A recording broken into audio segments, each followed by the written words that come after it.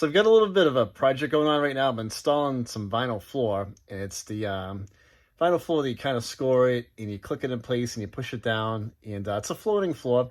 I've got a piece right here and I've got to cut a small piece off of it. So I'm going to show you a quick and easy way to score it, get the small piece off without messing up your floor. I have a small piece of floor that I'm putting in the closet. You can kind of see the line that I made right here to score it.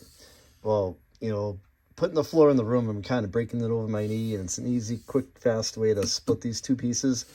But sometimes when you get a small piece like this that's a couple inches, or I've had some trim pieces that I needed to take a 1/4 inch off it, it's hard to break that off. Easiest way that I found to do it is to get a vise and kind of put, you know, a rag in it. I'm using the rag for so that the vise doesn't, you know, mark my flooring.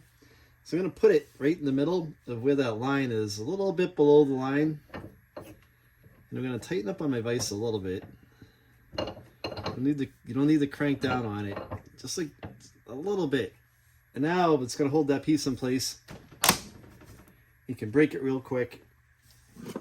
And then usually you can even take your utility knife, go down it. And now you have your filler piece right here. It's not marked and will fit exactly where you need it to go. Just a quick down and dirty tip for you guys if you're putting some flooring in. Hey, the channel's called Homeowner Repair for a reason. We fix all kinds of stuff over here. Don't forget to subscribe. You're always going to learn something. Thanks for watching, guys.